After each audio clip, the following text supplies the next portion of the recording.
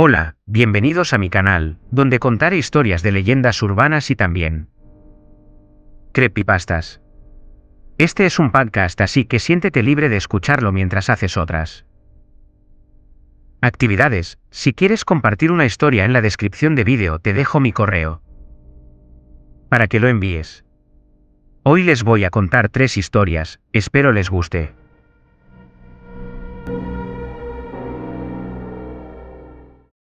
El asilo Van Ness. Como ferviente fanático de la sección de historias reales de Creepypasta, sentí la necesidad de compartir mi experiencia con otros usuarios.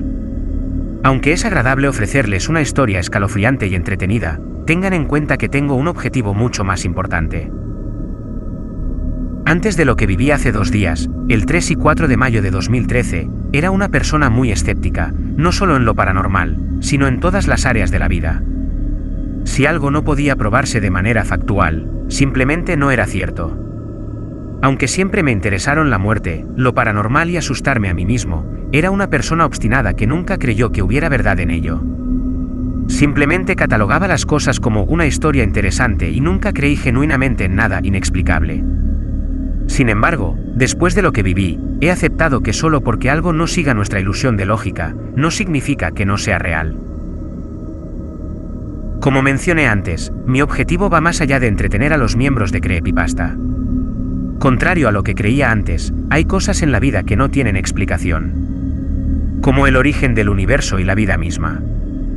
Podemos rastrear teorías hasta hace 13.700 millones de años con el Big Bang, pero cuanto más profundizas, más preguntas surgen: ¿y qué había antes?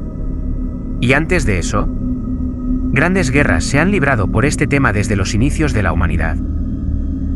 Todos luchamos por responder el origen inexplicable del universo. ¿Por qué? Simple, estamos fascinados por algo tan complejo y abstracto que jamás podrá explicarse. Por eso las historias de Creepypasta, sean reales o falsas, son cautivadoras. Todos queremos saciar nuestro hambre con un vistazo al mundo irracional de lo paranormal y lo incomprensible. Mi objetivo principal es mostrarles que deben mantener la mente abierta y aceptar la inevitable verdad de que algunas cosas en la vida no tienen explicación. Me disculpo por el largo preámbulo, pero lo consideré necesario. Ahora, aquí está lo que viví el 3 y 4 de mayo. Era viernes, 3 de mayo, y estaba feliz de tener un pequeño pero merecido descanso del trabajo y la escuela. Como cualquier adolescente, hice el clásico plan de pasar la noche en casa de un amigo. Como siempre, jugamos videojuegos y criticamos películas clásicas con mi buen amigo Chris. Éramos cinéfilos a los que les encantaba imitar actores y burlarnos de los malos efectos especiales. La noche iba genial, como debe ser un fin de semana. En un momento, Chris hizo una imitación increíble de Nicolas Cage, así que pasamos gran parte de la noche riéndonos y hablando como él.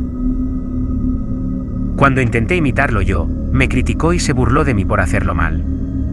Al principio me reí, pero siguió molestándome. Eventualmente, me cansé de sus comentarios y tuvimos una pequeña discusión. No fue nada grave, éramos amigos que se burlaban constantemente el uno del otro, así que era normal tener peleas menores de vez en cuando. Siempre lo superábamos. En un día o 2, decidí que lo mejor era recoger mis cosas y regresar en bicicleta para que ambos nos calmáramos. Me daba un poco de pereza pedalear tan tarde. No era la primera vez que regresaba de noche, pero esta vez eran las 1:24 de la madrugada, ya 4 de mayo. Solo había pedaleado pasada la medianoche un par de veces antes, en emergencias. Evitaba hacerlo por miedo a pandillas o personajes peligrosos que solían rondar a esas horas. Pero, cegado por el orgullo y el enojo, me puse la mochila, monté mi bici y partí. Recuerdo la brisa fresca del verano al comenzar a pedalear. Era terapéutico sentir el viento aliviando mi estrés. Estaba seguro de que había tomado la decisión correcta al irme en lugar de quedarme en silencio incómodo hasta dormirnos. 10 minutos después, llegué a una encrucijada, debía tomar Van Ness o girar hacia la avenida principal, donde solían estar las prostitutas y pandilleros. Decidí seguir por Van Ness. Aunque parecía obvio, no fue una decisión fácil. Van Ness era una calle tranquila, llena de pinos altos, poco tráfico y, sobre todo, sin personajes sospechosos como en Blackstone. Era el paraíso de los ciclistas de día. Pero de noche era diferente. Van Ness era una parte histórica de la ciudad, así que no tenía alumbrado público. Había tantos árboles que ni la luz de la luna lograba iluminar el camino. Mis amigos y yo bromeábamos diciendo que era la calle más oscura del mundo. Además de oscura, era silenciosa. Hasta el sonido de los grillos habría sido reconfortante, porque al menos sabrías que no estabas completamente solo. Llevaba un rato pedaleando y solo me faltaba 1 kilómetro para llegar a mi casa. Ya me había acostumbrado a la calle y ya no me asustaba su ambiente tenebroso. La soledad era refrescante. Durante el día, Van Ness era mi ruta favorita. Conocía cada edificio y campo en ese tramo. Por eso, cuando vi una estructura desconocida, destacó como un pulgar dolorido. Al final de un campo seco había una mansión enorme y amenazante, como sacada de una película de terror. Me detuve y pasé lentamente junto a ella. La curiosidad me quemaba por dentro. Sabía que si no me detenía a analizarla, perdería el sueño preguntándome qué había ahí. Di la vuelta, me bajé de la bici y miré fijamente el edificio. En la fachada había un letrero verde, del mismo tono que usaban en la parte histórica de Van Ness. Soy miope, así que necesito mis lentes para ver de lejos. Metí la mano en el bolsillo y me di cuenta de que los había dejado en casa de Chris. Decidí que, si quería leer el letrero, tendría que acercarme. Caminé sobre el campo seco y crujiente hacia el edificio. Mi imaginación volaba. ¿Qué dirá ese letrero? Finalmente, me acerqué lo suficiente para leer, Asilo Van Ness. Debajo había texto más pequeño que aún no podía distinguir.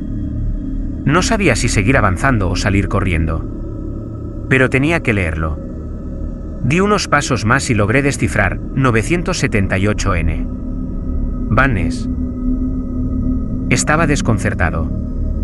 Estaba seguro de que, si hubiera visto ese edificio antes, lo habría explorado o al menos recordaría su existencia. No todos los días ves un asilo abandonado. Segundo, ¿por qué habría un asilo en medio de tantas casas bonitas? Todas las construcciones parecían de la misma época. Los vecinos se habrían vuelto locos si supieran que había un manicomio al lado. El edificio estaba abandonado, con ventanas rotas y descuido evidente. Entonces, ¿por qué no lo habían demolido? Nada tenía sentido. Decidí llamar a alguien para pedir opinión. Pero era cerca de las 2 de la madrugada. Todos estaban dormidos. Quizá Chris no, pero estaba enojado conmigo. Me debatí entre entrar o no. Toda mi vida fui un tipo precavido, con miedo a lo nuevo. Pero en los últimos 2 años había intentado ser más espontáneo.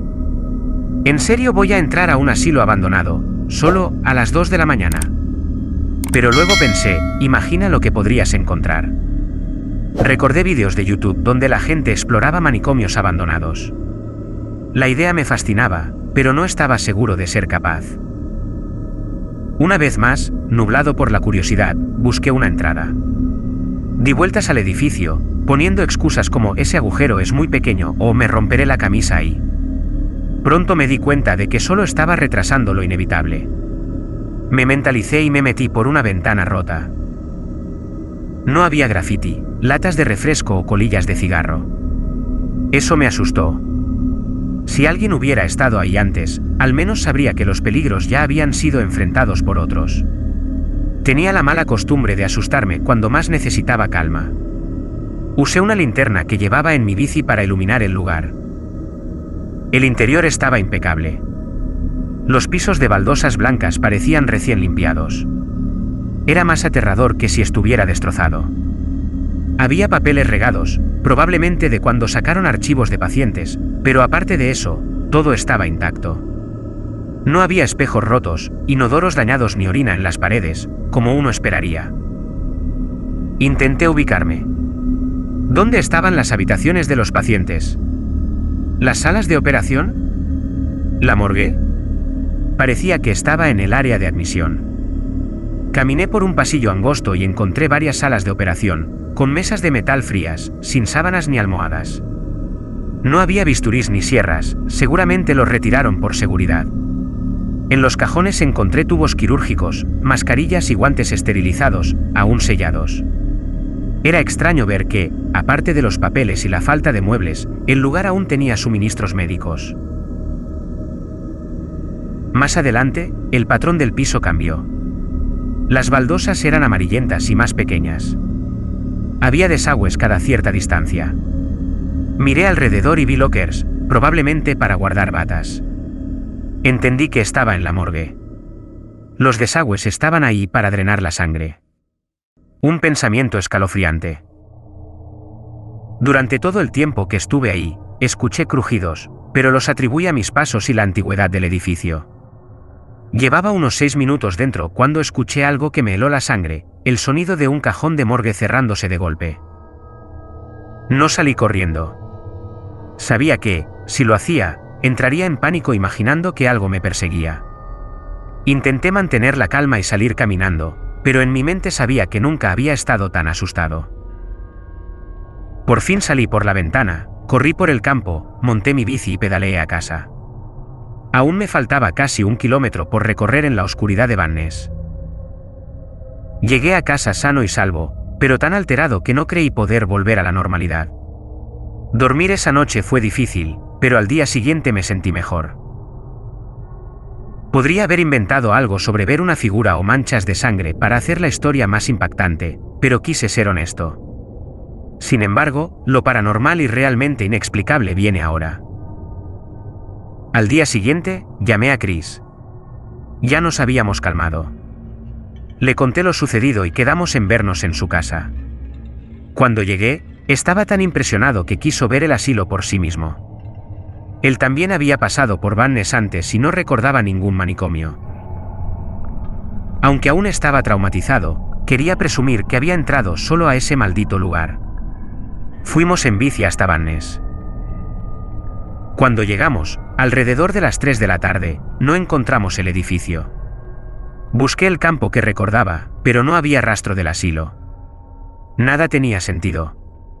Como dije antes, hay cosas en la vida que simplemente no pueden explicarse.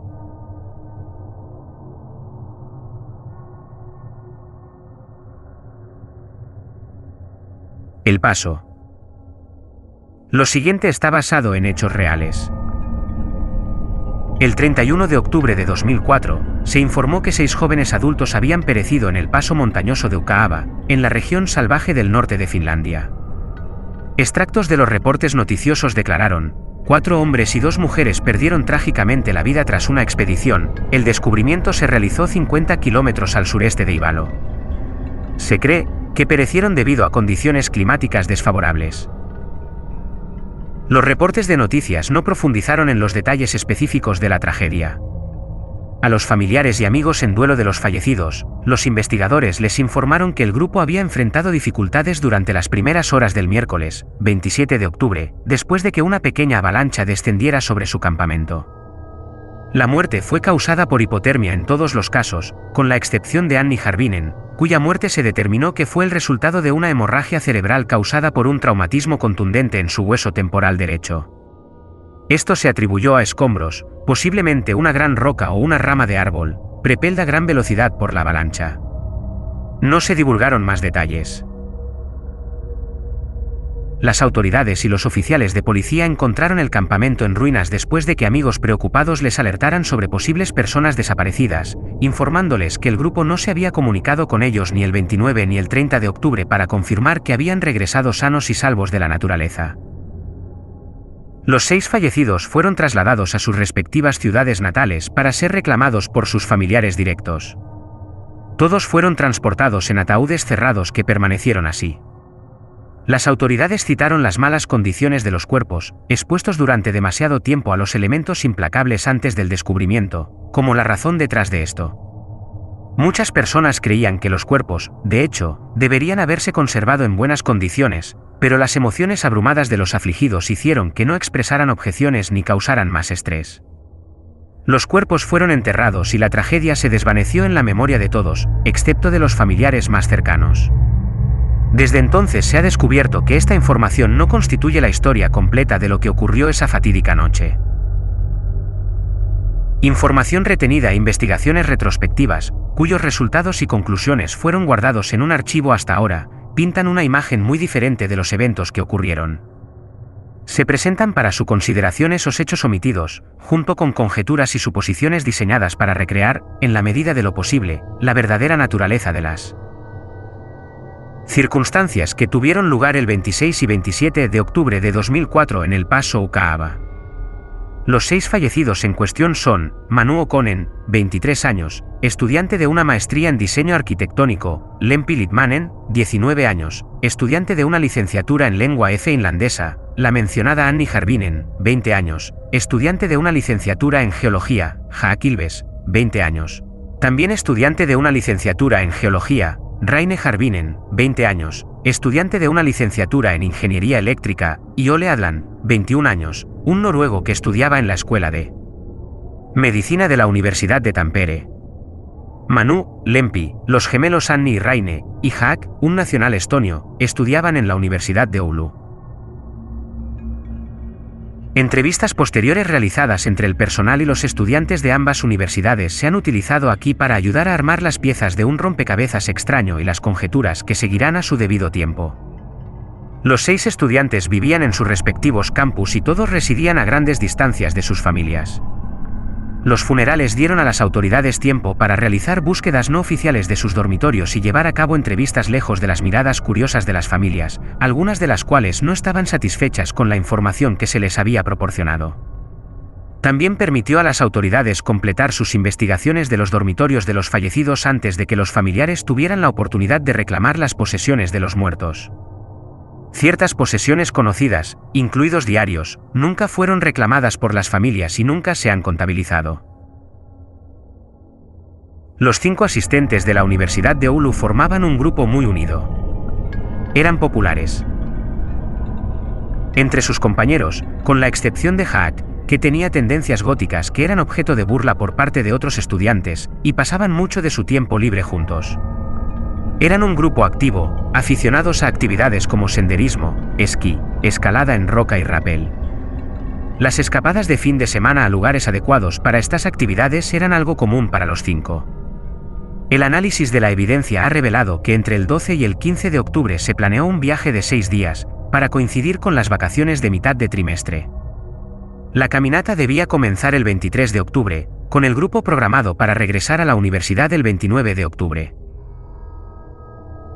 Los 5 planearon diligentemente su excursión. Eran aventureros experimentados y estaban muy conscientes de los peligros potenciales que les esperaban. Planearon laboriosamente cada aspecto de su viaje e inventariaron absolutamente todo el equipo y las provisiones que se llevarían en la expedición. El 15 de octubre, Manu O'Connell recibió un correo electrónico de Ole Adland. Los 2 eran buenos amigos desde el tiempo de Ole en la Universidad de Oulu, donde Ole estudió durante un año antes de mudarse a la Universidad de Tampere. En ese momento, antes de que los otros miembros fallecidos comenzaran sus estudios de tercer nivel, tanto Manu como Ole estaban integrados en una gran fraternidad que disfrutaba al máximo de sus fines de semana, fiestas, bromas, chicas y, ocasionalmente, deportes. Manu y Ole, en particular, junto con Nombre Oculto, tenían una pasión por las actividades al aire libre. La pasión de Manu eventualmente contagiaría al resto del grupo del paso montañoso Ucayali. Manu invitó a Ole a unirse al viaje planeado. Ole aceptó. A las 9:30 de la mañana del sábado, 23 de octubre, el grupo del paso montañoso Ucayali se reunió en los terrenos de la Universidad de Oulu. Ole fue presentado por Manu a los otros miembros del grupo por primera vez. Partieron en su viaje a las 9:40 de la mañana. Se cree que los días intermedios entre el 23 y el 26 de octubre transcurrieron sin muchos incidentes, con una notable excepción. El grupo viajó en 2 autos y se dirigió al norte hacia la ciudad de Ivalo, ubicada aproximadamente a 500 kilómetros de Oulu. Llegaron allí 2 días después, el 25 de octubre. Se sabe que el grupo visitó varios bares en Ivalo antes de retirarse por la noche. Se cree que en algún momento Ole y Jaak casi llegaron a los golpes. Esto se atribuye a tensiones subyacentes entre los dos. Ole desaprobaba el estilo de vida gótico de Jaak y también creía que era homosexual. La situación solo se exacerbó por el alcohol y se piensa que Manu y Raine ayudaron a mantener la paz. El grupo partió temprano al día siguiente en dirección sureste. Fue en este aislamiento donde pretendían escalar rocas y practicar snowboard. También tenían la intención de pasar su primera y única noche al aire libre. Se cree que el grupo disfrutó de un día exitoso de actividades. Aproximadamente a las 4 de la tarde llegaron al paso Ukaaba, donde decidieron establecer el campamento. Más allá del paso había un área boscosa, pero Manu sintió que era demasiado arriesgado viajar más lejos en busca de refugio ya que la noche se acercaba rápidamente. El campamento se instaló en el paso al pie de una pendiente empinada, con un río ubicado a 200 metros y algunos árboles solitarios dispersos por el paso. El grupo se quedó junto en una gran tienda, ya que la temperatura colectiva producida por el calor corporal era mayor que si se distribuían en 2 o 3 tiendas individuales. Imágenes digitales recuperadas de la escena mostraron que el grupo tuvo una comida a las 8:30 de la noche, y sentados alrededor de una lámpara de parafina, procedieron a consumir alcohol hasta aproximadamente las 11:30 de la noche. El grupo cantó canciones y jugó antes de retirarse a dormir, la mayoría adormecidos por los efectos del alcohol. La lámpara de parafina permaneció encendida durante toda la noche. El análisis de ADN mostró que Manu y Lempi compartieron el mismo saco de dormir y tuvieron relaciones sexuales. Se presume que esto ocurrió cuando los demás se durmieron. Semen perteneciente a Haaki encontrado en el estómago de Raine indica que ellos también tuvieron un encuentro sexual después de despertarse brevemente entre las 12:45 y la 1 de la mañana. A las 1:58 de la mañana, ocurrió un incidente que hizo que todo el grupo evacuara repentinamente la tienda. Fue lo suficientemente significativo como para que todos los involucrados salieran al exterior, a temperaturas estimadas de menos 22 grados, sin detenerse lo suficiente para recoger ropa más abrigada en el camino. Estuvieron afuera durante aproximadamente 90 segundos antes de regresar al interior de la tienda. Imágenes encontradas en el celular de Ole mostraron que intentó, probablemente apresuradamente, tomar fotos de Lempi, quien parecía estar usando solo un sostén en ese momento. Sus intentos fueron algo infructuosos ya que un objeto, probablemente su pulgar, oscureció parcialmente el lente, lo que resultó en imágenes parciales de sus nalgas desnudas. Se cree que tomó estas fotos sin que Lempi ni el resto del grupo lo supieran. Otras imágenes digitales revelan que el grupo bromeó y rió, posiblemente para restarle importancia al incidente, y parecían estar de buen humor antes de volver a dormir. La causa de esta evacuación inicial permanece desconocida. El análisis de la escena sugiere que una ligera nevada cayó entre las 2:30 y las 3:15 de la mañana, ocultando la mayoría de las huellas originales. No volvió a nevar entre el momento del incidente y el descubrimiento de los cuerpos. No ocurrió una avalancha, esto fue una fabricación por parte de los investigadores. En algún momento entre las 3:25 y las 3:35 de la mañana, se desarrollaron los eventos fatales. El cuerpo de Annie Harvinen fue descubierto a 20 metros de la tienda. Fue encontrada usando una camiseta, pantalones de pijama y un calcetín térmico. Inicialmente se creyó que, al huir de la tienda en la oscuridad, corrió de cabeza hacia un árbol solitario, fracturándose el cráneo y hiriéndose fatalmente. Sin embargo, una inspección del suelo mostró que sus huellas pasaron justo al lado, y no hacia, el árbol en cuestión antes de caer por su lesión. La lesión provino de otra fuente. Los cuerpos de Raine Harvinen y Haakilves fueron encontrados abrazados a unos 540 metros del campamento. Ambos murieron de hipotermia. Haak vestía solo su ropa de dormir y un gorro. Con pompón, Raine llevaba ropa de dormir, un abrigo y botas sin cordones. Parecía que intentó mantener caliente a Haak atrayéndolo hacia su abrigo desabrochado. Un análisis adicional del cuerpo de Haak mostró que había sufrido 2 lesiones no fatales, una costilla rota y una lengua cercenada. Se cree que se mordió la lengua accidentalmente. Haak fue presentado a Raine a través de la hermana de Raine, Annie, con quien compartía clases de geología. Su orientación sexual y su afecto mutuo nunca fueron conocidos por nadie, ni siquiera por Annie. El cuerpo de Manu O'Connor fue encontrado junto a la tienda parcialmente colapsada y parcialmente quemada. Vestía solo boxers y una camiseta. Él, como Annie, murió por un trauma en el cráneo. Sin embargo, el trauma que sufrió fue mucho más severo. Un golpe aparente en la cabeza hundió completamente el lado izquierdo de su cabeza, arrancando un globo ocular, la mayoría de sus dientes, fragmentos de cráneo y una gran porción de materia cerebral. La causa del trauma es desconocida. En los restos de su cabeza se encontró incrustado un solo cabello. El cabello medía 5 pulgadas de largo y era grueso como el de un animal. Era negro azabache con vetas de pigmento turquesa a lo largo del cabello. Los científicos han determinado que el cabello es de origen orgánico y no artificial. La especie de la que proviene es desconocida. El cuerpo de Ole Adlan fue descubierto en el río, a unos 600 metros aguas abajo. Se había ahogado. Fue encontrado usando un pijama de una pieza, botas, un gorro de trampero y una sudadera con capucha que la policía forense descubrió que pertenecía a Annie. Se encontraron rastros de sangre de Annie en el hombro derecho de la sudadera. El gorro también estaba severamente dañado y contenía sangre y cabello de Annie. Se determinó que tanto Annie como Ole huyeron de la tienda en una dirección similar. Ole, quien había recogido un hacha durante su escape, golpeó a Annie con el borde romo del arma, causándole la herida fatal. Le quitó la sudadera y el gorro y poniéndose ambos para mantenerse caliente en el frío extremo, continuó su escape hacia el río. El análisis de sus huellas en la orilla del río revela que se detuvo, miró hacia el campamento como si considerara sus opciones antes de lanzarse al agua. Flotó aguas abajo hasta que la capucha de la sudadera de Annie se enganchó en un árbol caído. Bajo la superficie del agua. En la oscuridad y en pánico, Ole luchó por liberarse, pero solo logró enganchar también la manga de la sudadera en el árbol caído. Atrapado bajo la superficie del agua, se ahogó rápidamente. El hacha descartada, en la que había rastros de sangre de Annie, fue encontrada abandonada en la orilla del río junto a las huellas de Ole. El cuerpo de Lempi Litmanen nunca fue recuperado. No se encontraron huellas que coincidieran con las suyas en la escena. Una inspección de los artefactos en el lugar también lleva a las autoridades a creer que todavía llevaba solo un sostén cuando desapareció.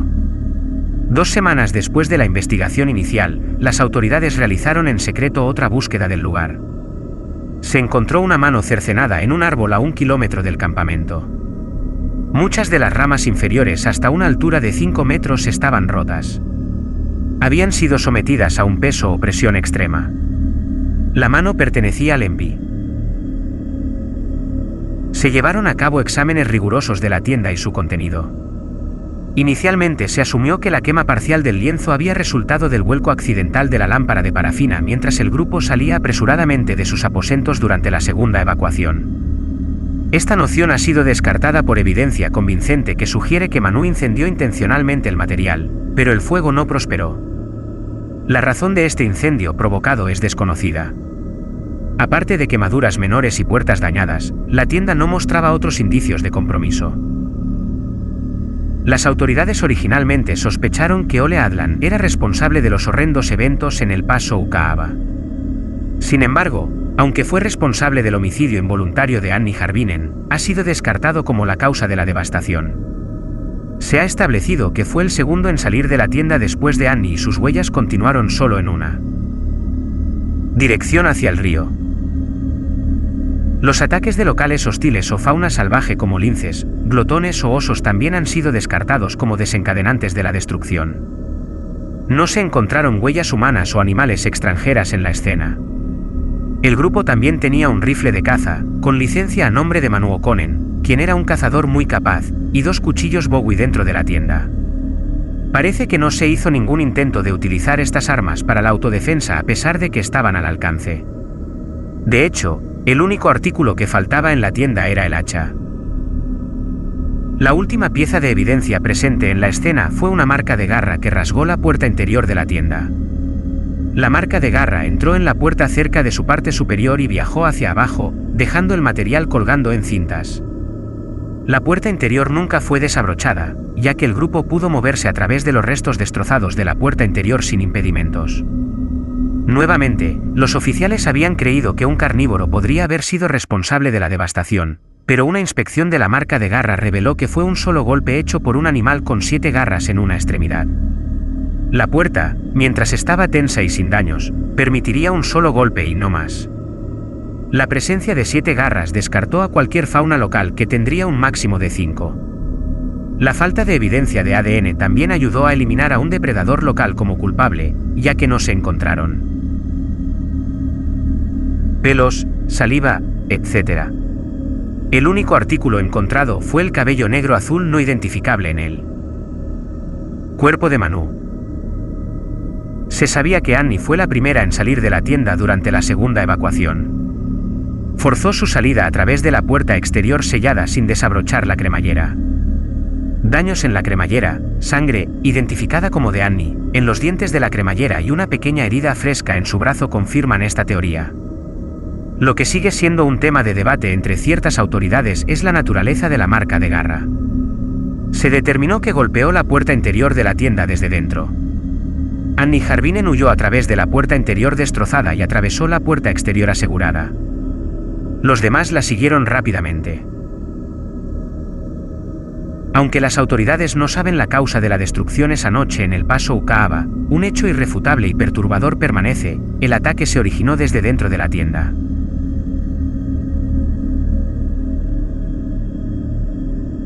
El viejo hotel almacén en Nueva Orleans. En mi juventud trabajé como auditor nocturno en una cadena hotelera muy popular de Nueva Orleans.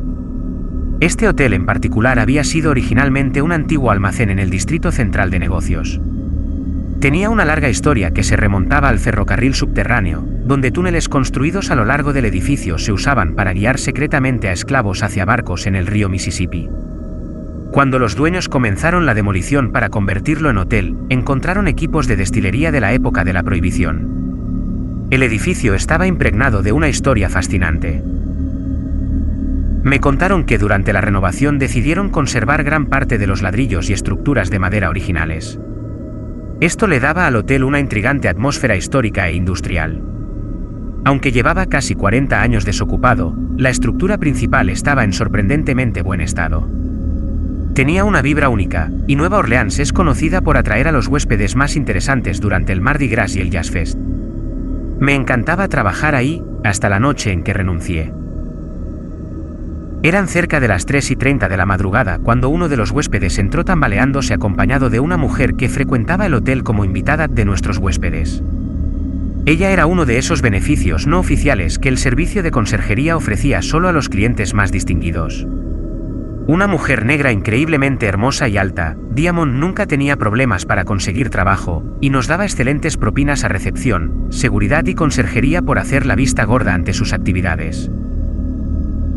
Como era una coqueta profesional y yo solía aburrirme muchísimo durante las noches, a menudo terminábamos conversando cuando terminaba su turno. Las historias que me contó todavía hoy aturden mi mente sencilla. Como había trabajado en el hotel más tiempo que yo, me contaba historias sobre una hilera particular de suites spa que se veían desde mi puesto en recepción hasta el mezzanine. Mencionaba cosas extrañas que ocurrían en esas habitaciones cuando ella o alguna de sus amigas las visitaban de noche con un cliente. Cosas como sombras, objetos que se movían, luces parpadeantes y voces. Siempre lo tomé como parte de su arte para contar historias, sabiendo que yo usualmente trabajaba solo de noche, un punto que solía recalcar cuando no cumplía su cuota personal de trabajo. Pero esa noche en particular, Diamond no era la de siempre. De hecho, ni siquiera hablé con ella esa noche ni ninguna otra después. La última vez que la vi, estaba corriendo desnuda y gritando hacia la salida principal del hotel. Primero la escuché, proveniente de una de las suites spa en el mezzanine. Cuando miré hacia arriba para ubicar el origen del sonido, la vi abrir violentamente la puerta de la habitación M106 y correr como alma que lleva el diablo por el pasillo acristalado, bajando las escaleras hacia la calle. Me quedé paralizado, observándola con una mezcla de shock y asombro. Ahí estaba esta mujer voluptuosa, agitándose, gritando, aterrorizada y cubierta de algo que no pude distinguir, y yo solo podía quedarme mirando. En el instante en que desapareció de mi vista, reaccioné y dirigí mi mirada hacia la puerta abierta de la M106. Después de mirar fijamente la entrada abierta de la habitación en el mezzanine por casi un minuto, sentía que el estómago se me hundía cada vez que veía una sombra moverse dentro. Poco después, Bill, el único guardia de seguridad de turno, apareció repentinamente desde la oficina trasera donde solía tomar siestas y comenzó a hacerme preguntas. Los gritos lo habían despertado. Señalé hacia la habitación e intenté explicarle lo sucedido. Inmediatamente llamó a la policía como refuerzo, y siguiendo el protocolo, ambos comenzamos a dirigirnos hacia el mezanine, con los ojos clavados en la puerta abierta, esperando que el huésped ebrio saliera tambaleándose. Al llegar al pasillo, otros huéspedes comenzaron a asomar la cabeza para ver qué causaba el alboroto. Con discreción, los instamos a volver a sus habitaciones por su propia seguridad. Al acercarnos a la puerta, Billy sacó su arma y llamó al huésped. No hubo respuesta, pero comenzamos a escuchar un zumbido claro, casi como un rápido murmullo. Al entrar en la suite, podíamos ver la cama Kinsey al final del pasillo. Era una de las suites spa más pequeñas, con una cama, un armario con TV, un escritorio y una bañera de hidromasaje en diagonal frente a la cama. La cama estaba deshecha pero vacía, y no podíamos ver el resto de la habitación desde el pasillo. Así que nos acercamos, y con cada paso el zumbido se hacía más fuerte y las sombras en las paredes parecían flotar de un lado a otro como olas en el mar. Volví a llamar, pero no obtuve respuesta. Nos acercamos al borde del pasillo, lentamente y aterrorizados. Fue entonces cuando empezamos a verlas. La causa de las sombras estaba en todas partes, en la cama, en las paredes, en el aire. Luego doblamos la esquina. Bajo la lámpara de calor sobre la bañera de hidromasaje, estaba un enjambre enorme, del tamaño de una carpa, de termitas furiosas y hambrientas. En la bañera yacía nuestro huésped desnudo, cubierto de termitas, siendo devorado por ellas. Su cuerpo estaba marcado por alas rotas y pequeños agujeros perforados en su piel.